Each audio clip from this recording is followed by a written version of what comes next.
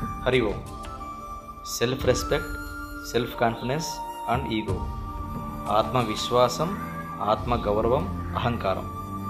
ఈ మూడు పదాలకు కూడా కేవలం వెంట్రుకవాసి తేడా మాత్రమే ఉంటుంది. సాధారణంగా ప్రతి ఒక్కరికి కూడా తమ మీద తమకు ఆత్మవిశ్వాసం ఉండాలి కదా. ఆత్మవిశ్వాసం ఉన్నవాడికే ఆత్మగౌరవం అనేది ఉంటుంది కదా.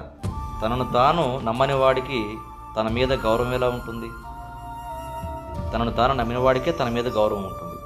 అయితే ఆత్మవిశ్వాసము, ఆత్మగౌరవము అహంకారంగా మారకూడదు. ఈ రెండిటికి చాలా తేడా ఉంది. వెంట్రుకవాసి తేడాలాగే కనిపిస్తుంది, కానీ స్పష్టమైన తేడా అయితే ఉంది. ఏమిటంటే ఆత్మగౌరవంతో, ఆత్మవిశ్వాసంతో తన కార్యరంగంలో తన లక్ష్యం కోసం ప్రయత్నం చేయడం అనేటువంటిది నిజమైనటువంటి ప్రయత్నశీలి యొక్క లక్షణం.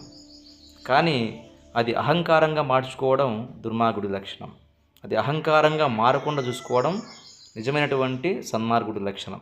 కాబట్టి ఈ తేడాని గమనిస్తూ ప్రపంచంలో వ్యవహారం చేసినట్లయితే ఎవరితో కూడా ఎటువంటి ఇబ్బందులు ఉండవు.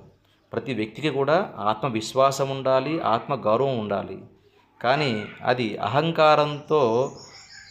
అహంకారంగా మారి తన పతనానికి కారణం కాకూడదు. కాబట్టి అహంకారాన్ని ఎట్టి పరిస్థితుల్లో కూడా దరి చేరనివ్వకూడదు. ఆత్మవిశ్వాసాన్ని పెంచుకుంటూ ఆత్మగౌరవంతో ముందుకెళ్ళాలి. హరి ఓం.